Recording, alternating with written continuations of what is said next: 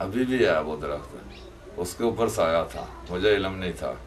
मैं एक दिन रात को बाहर से आ रहा, मुझे पेशाब बहुत जल्दी आया, मैंने उधर पेशाब कर दिया। उसके बाद उन्होंने मुझे बहुत तंग किया, उन चीज़ों ने बहुत तंग किया। पीपल था बहुत बड़ा, मैंने उसके नीचे झाड़ू लगाना, सफाई करनी। एक दिन एक औरत का आवाज़ आया कि आप थकते नहीं हैं, सारा दिन काम करते हो। मैं कहा बीबी पाक ये रब का हिम्मत दिया हुआ है, हम काम करते हैं।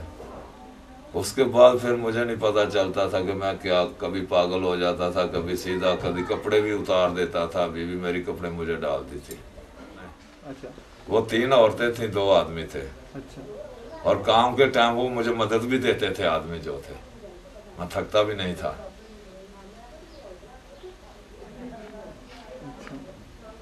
लेकिन वो नमाज पढ़ने नहीं देते। अगर कुरान पाक पढ़ता हूँ, नमाज पढ़ता हूँ, इस तरफ नहीं सिबवाने देते।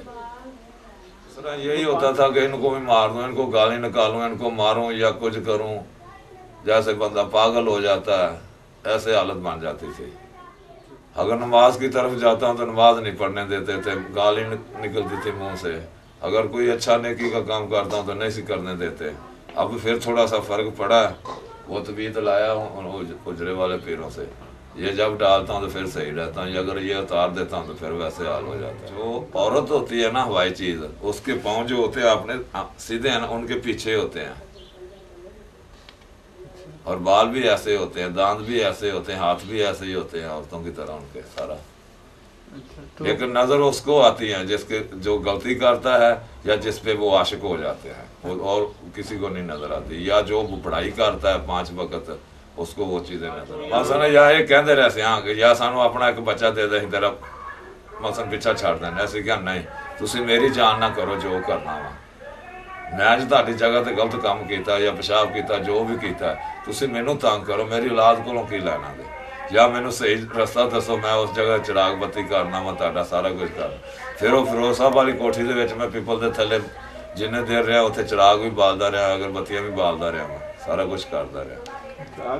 अभी फिर ये कोई कभी कभी ना ऐसे गुस्सा आता कि दिल करता यहाँ से भी, अब दिल करता कि यहाँ से भी चला जाऊं, कहीं दूर चला जाऊं। Farzan's wife had more to tell us. लेकिन ऐसे बैठा था जैसे बुद्धू बैठे होते हैं, यही बोली जा रहा है से ये आ गए, जिन आ गए, भूत आ गए, ये पखियाँ की पखियाँ आ रही हैं, मुझे उठा के ले जा रही हैं, मुझे मार रही हैं। तो मैंने कहा अभी कुछ भी नहीं है, हमें कुछ नज़र आए तो हम गए ना। तो पहले मैं भी नहीं यकीन करती थी, जब इसकी तबीयत वैसे ही डाउन हो गई ना काफ़ी, तो फिर मैंने कहा कि वाकई इसको किसी चीज़ का असर है। फिर कहें कि वो मेरे से इतने पैसे मांग रही है, मिठाई मांग रही है, बकरा मांग रही है। जाता था, बोली जाता था ये आ गया, वो आ गया, मुझे मार रहा है, मुझे खींच रहा है, मेरा गला घोट रहा है, ये हो रहा है, बोली जा रहा है। से खामोश से कभी बैठता था 2 मिनट में, बोली जाता था। खाने पीने की भी कोई होश नहीं होती थी इसको, ना बैठने की, ना लीड़े कपड़े की कोई होश नहीं होती थी। बोलता तो बहुत ज़्यादा था ना, बच्चे तो रोने लग जाते थे जब ये बोलता था, खौफनाक हो जाते थे। इसको क्या होता है, मिनट में सही होता था, मिनट में ऐसे हो जाता था कि जैसे किसी बंदे को मार देगा या खुद मर जाएगा, कितना गुस्से में होता है। तो मैं तो खुद परेशानी रहती थी इतनी भी, क्या करूँ, ना बच्चे अकेले छोड़ सकती हूँ, ना काम छोड़ सकती हूँ, काम करूँ कि बच्चों की देखभाल करूँ। तो फिर चचा वगैरह ने बताया कि मुझे समझ नहीं आती, बैठा होता है ना, अभी अच्छी तरह बैठा है, सबसे बातें कर रहा है खुशबाश, और उसको दौरा पड़ना है तो 1 मिनट में ही उसने बोलना शुरू कर देना है, और देखनी इतनी बुरी कर लेगा, बोलना शुरू, गालियाँ कलोटियाँ निकालनी शुरू कर देगा, समझ नहीं आएगी। मिनट में अच्छा भला होगा, मिनट में ही वो पलट जाएगा। नहीं पहले तो आराम से ही बोलते थे ना। अच्छा। जब बुरी तरह ही तंग कर ही जा रहा होता था तो फिर मुझे भी गुस्सा आ जाता था, फिर मैं गुस्से में बोलती थी भी किसी तरह भी ये सुकून से बैठ जाए। हम तो सारी दिन में खप के आते हैं, बाहर का काम करके भी, घर का भी करना है, बच्चों को भी देखना है, तो ये बैठा उठाया मिनट में ऐसे होता है, मिनट में ऐसे हो जाता है कि कोई सुकून का टाइम तो गुजरे ना हमारा। The fact that male possession cases are fewer in frequency than female possession cases is clear. But while spirit possession is seen as an institutionalized means of protest for females in the absence of any other means of expressing their discontentment, as I.M. Lewis says regarding Somalian women, what causes men to act or behave in a possessed manner? I. M. Lewis's study on adult men in Somalia who claimed to be possessed describes the afflicted as disturbed men who, for one reason or another, experience particular difficulties in bearing the pressures and burdens of their society. This category of possession can be considered somewhat unique because it refers to men who are suffering from a pathological illness, an abnormality in brain activity, a physical rather than a social illness. So, they could typically be schizophrenic or epileptic, both of which are mental rather than physical illnesses. Wilson, the author of Status, Ambiguity and Spirit Possession, also studied male possession and provides a view opposed to that of Lewis. Wilson tracks down same-sex marginalization, competition and social identity change as primary factors leading individuals to resort to spirit possession. In fact, he identifies psychologically disturbed individuals as those who are stressed out due to additional responsibility in society.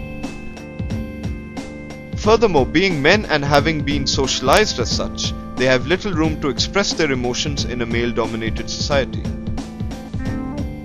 It is important that both Lewis and Wilson mention the role of stress in these males becoming spirit-possessed.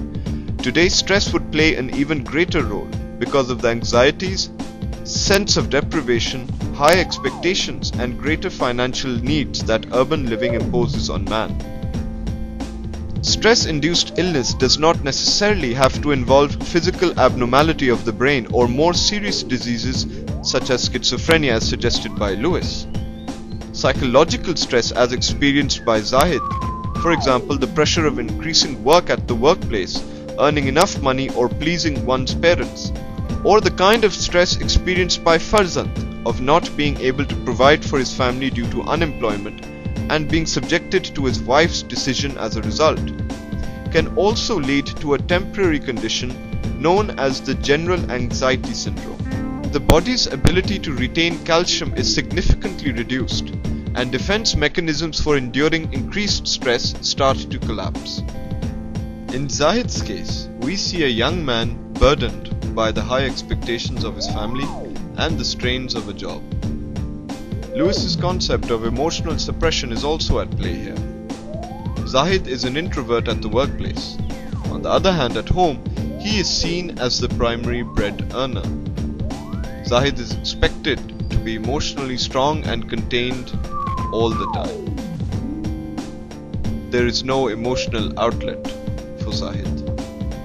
Bounce को maintain करना बस, और तो कोई ख़ास नहीं। वो पहले ये था कि काम का लेवल ज़रा कम था, अभी कुछ थोड़ा सा बढ़ा दिया गया, तो he is doing very well. Computer बड़े अच्छे तरीके से वो मैनेज कर लेता है, कोई मसला नहीं है उसके साथ। काम के वक्त वो ये कहता है कि मुझे डिस्टर्ब ना किया जाए, ना मजाक करो ना कुछ, बस अपना काम में लगा। साई की कंप्लेन की जो रीज़न जो होती है ना सबसे ज़्यादा वो ये होती है कि एक तो यह था कि इनका फैमिली बैकग्राउंड चल रहा होता है, ठीक है जी, कि वो लोग मजहबी लोग होते हैं ज़्यादा मेजोरिटी, या वो अचानक कोई चिलों में पड़ जाते हैं, ज़हनी की परेशानी होती है, उसके लिए उलमा काम से मिलते हैं या जादूगरों से मिलते हैं जी क्या वजीफ़ा किया जी, उसमें फिर वो इतना पढ़ते हैं कि वो इनके ऊपर एक स्ट्रेस पड़ जाती है। जब स्ट्रेस पड़ती है तो उसकी वजह से ये लोग जो है ना साए की तरफ मायल होते हैं, कहते हैं हमारा राब्ता हो गया ऊपर गैबी मखलूकों से रब्ता हो गया, या हमें मौके नहीं है जो हम काम करवा सकते हैं। बचपन से ये लोग होते हैं, इतने इनका स्कूल रिकॉर्ड इतना अच्छा नहीं होता, उसमें इनके फेलियर का सामना करना पड़ता है। अगर ये कोई जॉब करते हैं तो जॉब बार छोड़ देते हैं, अलूफ होते हैं, अलहदा ज़्यादा इनका रहते हैं, इनके फ्रेंड्स नहीं होते, दोस्त नहीं होते, बिल्कुल अलहदा रहते हैं। और फिर जब उनको माहौल या अलहदगी में चले जाते हैं तो फिर ये अपने आप को फुल ब्लॉन थोड़ी सी कोई स्ट्रेस आ जाती है फैमिली में, सोसाइटी में, तो ये अपने आप को फुल ब्लॉन पिक्चर की शक्ल में ज़ाहिर करते हैं। तो ये कहते हैं यहाँ पे जादू हो गया, तो ये फिर सेल्फ टॉकिंग शुरू कर देते हैं, सेल्फ लविंग शुरू कर देते हैं। उसे ये कहते हैं, दूसरे लोग भी घर वाले कहते हैं ये पे साया हो गया, जादू हो गया। जॉब का अगर स्ट्रेस है, कई लोग ऐसे भी होते हैं कि जिनके डिलीजन चल रहे होते हैं लेकिन वो जो होते हैं कंसील्ड डिलीजन होते हैं, वो अपने आप को शो नहीं करते, ऐसे भी लोग होते हैं। लेकिन जॉब का स्ट्रेस जब ये पड़ता है, कोई बॉस उनका गंदा मिल जाता है या उनको ज़्यादा तंग करता है, तो उस पर इतना बर्डन डाल देता है कि जितना वो बेचारा बर्दाश्त नहीं कर सकता, तो उस सूरत में भी उसको स्ट्रेस पड़ती है, तो वो उसका जो छुपी बीमारी है और एक्सप्लोजन वाले सामने आ जाती है, पूरा सामने आ जाती है। इसलिए उस फेलियर का सामना होता है। इमोशनल जो होते हैं ना, या जो जज्बात होते हैं, उनको जब एक्सप्रेस करते हैं तो वो एक्सप्रेशन करते हैं in the form of physical element, और वो इस बंदा अनकॉन्शियस होता है फॉर सम टाइम, और उसके बाद थोड़ी देर बाद उसको वो लोग उसने वैसे भी होश में आ गया, लगा लेकिन मिट्टी सुंगा रहा है, पानी सुंगा रहा था, तो उसके बाद वो उसको थोड़ा रिलैक्स होती थी, बस ये था। लेकिन अंडरलाइन जो उसका कॉज होता है वो बेसिकली एंग्जाइटी, डिप्रेशन ही होता है।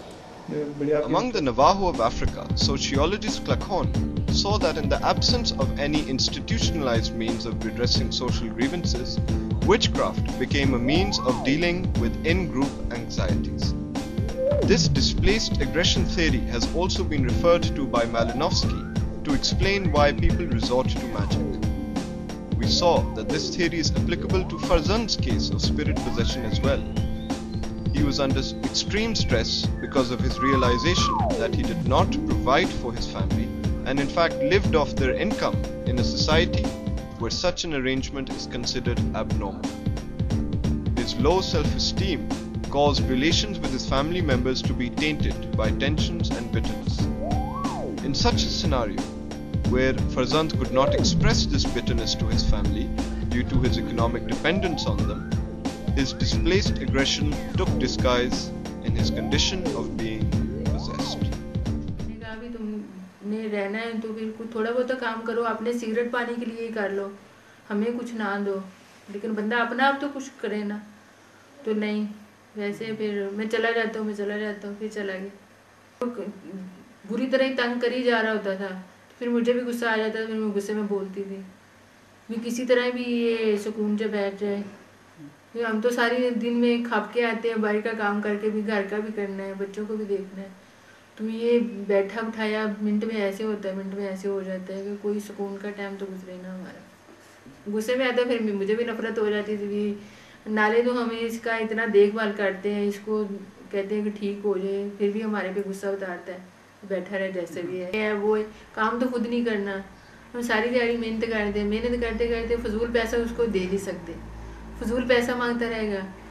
मुझे तो सबकी फिक्र है ना, बच्चों की भी फिक्र है, अपनी भी फिक्र है, घर की भी है, देना लेना, बहन भाइयों को मिलना मिलाना, उसको किसी की भी नहीं है।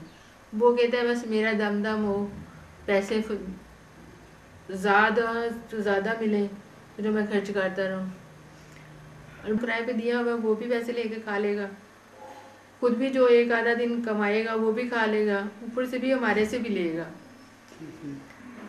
और फिर 15 को दिन उधर गुजर कहने लगा कि मैंने भाई लाहौर आना है, तो मैंने कहा आना है तो इंसानों की तरह बैठ जाओ, ये लड़ाइयाँ झगड़े करने हैं तो फिर आने की ज़रूरत नहीं है। फिर हम कहते भी नहीं है कि हमें कुछ कमा के ला के दे, हम कहते हैं कि रोटी लें, लीड़ा कपड़ा धुला लें, सुकून से रहें, वैसे लड़ाई वगैरह ना घर में डालें, लड़ाई से वो रह नहीं सकता।